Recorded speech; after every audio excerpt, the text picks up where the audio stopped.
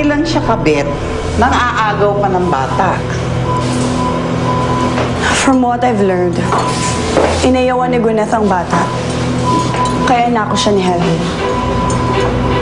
Bakit? Ayaw masira ni Gwyneth ang career niya. She was on top. So she gave up her own baby until malaos siya. Now she's trying to revive her career with that cheap TV show. Sino naman tong magaling na ama ng bata?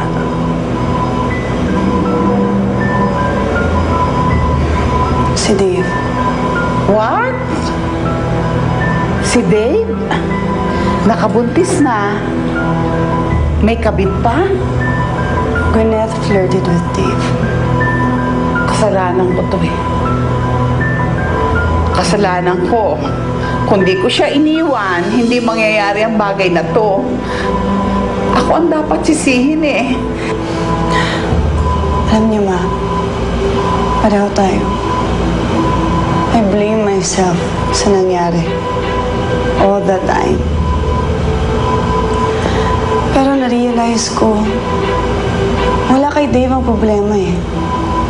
Nasa kanila. Dahil sila ang lumalapit sa asawa ko. Kaya sila ang inaaway ko ngayon. Nasaan ang bata? Apo ko rin yun. Hawak siya ni Helen.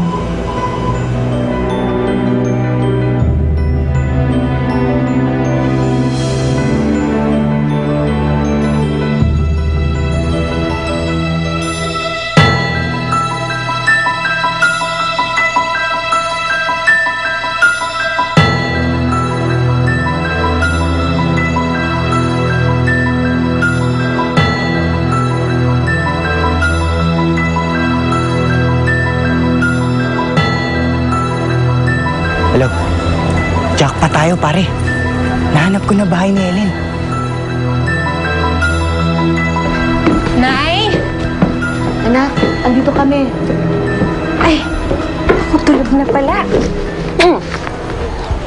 Nay, nakita na kami ng pamilya ko. Talaga? E di mabuti naman. Oo nga eh. Ang bilis ng pangyayari.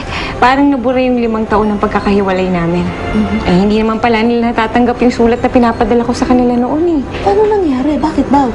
Eh, hinarang ng madrasta namin. Ay nako, basta ang importante, nagkasundo na kayo ng pamilya mo at nagkaayos na kayo. Di ba? Oo nga eh. Unti-unti na ulit naayos ang lahat. Tulog na pala to. Kanina ka pa tinatanong nito kung anong oras ka daw dadating.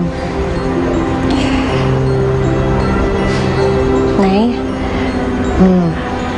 Magagalit po ba kayo kapag doon na kami kila tatay tumira? Siyempre, malulungkot ako. Pero di ba, matagal mo nang pinangarap yun? Na magkaayos-ayos kayong pamilya at magkasama-sama ulit. Sino ba naman ako para pigilin yun? Pamilya yun. Pamilya naman mo namin kayo eh. Sumama na naman kaya kayo sa amin. Naku, tama na, huwag mo na ako intindihin. Okay lang ako. Dadalaw-dalaw na lang ako sa inyo. Saka, babalik muna ako sa Punta Vedra. Hindi pa naman nabibenta yung bahay ko dun. Salamat, Nay. Maraming pong salamat sa lahat-lahat.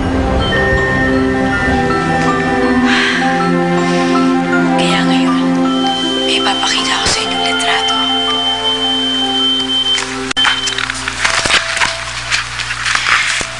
Litrato ito ng babaeng kumuha